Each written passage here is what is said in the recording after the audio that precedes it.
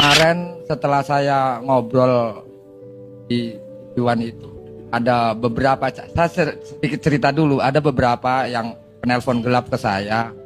Oled, kamu itu bukan orang Tangerang katanya kan. Kamu tuh orang Serang dan kamu orang Pontang. Kenapa harus ngurusin dapur Tangerang? Nah, saya bilang, wah kalau ini sepertinya saya sempat baca buku namanya, judulnya itu buku itu Logika Penjajah. Karangan Yai Midi kalau saya itu. Yai Midi itu adalah seorang orang tua yang di Banten. Dia sempat bikin buku judulnya Logika Penjajah. Nah, salah satu di dalam buku Logika Penjajah itu persis apa yang dikatakan si penelpon tadi ke saya. Hei Holed, kamu orang Serang, orang Pontang, nggak boleh ngurusin Tangerang.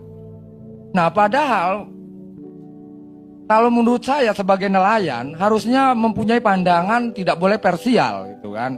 Nah, ciri-ciri penjajah itu yang mempunyai pandangan parsial. Sampai tingkatannya kita nggak boleh nolongin tetangga kita yang sedang kelaparan atau tetangga kita yang sedang dijajah. Begitu juga di laut. Kalau orang laut itu haknya.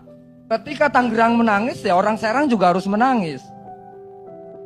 Ketika Rempang menangis, iya orang Serang juga harus menangis, harus ikut sakit. Ketika pesisir Manado Utara menjerit, ya orang Serang juga harus menjerit. Nah artinya ketika saya ngomong bahwa ini adalah dampak yang sangat berbahaya buat kami sebagai nelayan dan petani. Justru ketika saya melihat kejadian-kejadian di laut gitu kan, pemagaran laut, kemudian tanah diuruk, kali diuruk gitu. Ya saya bilang tadi, saya ini seperti dikelola oleh orang-orang yang rangka berpikirnya cacat gitu Pak Karni. Kenapa cacat? Lingkaran yang besar kok dipaksa untuk ke lingkaran yang kecil. Contoh, kedaulatan negara harus dicaplok kepada korporasi. Nah saya nggak mau dikelola seperti ini. Kenapa tidak mau? Dan banyak lebih baik saya melawan daripada saya sebagai petani nelayan dikelola oleh korporasi.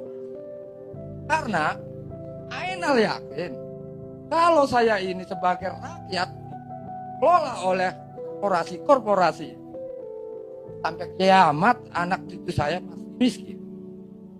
Karena saya sebagai objek yang dikelola, dia yang mengelola. Karena kenapa? Yang namanya korporasi itu pasti bikinnya untung rugi. Lah kalau negara pasti ada bicara tentang keadilan sosial bagi seluruh rakyat Indonesia. Dan nah cuman di sini kami nggak merasa itu.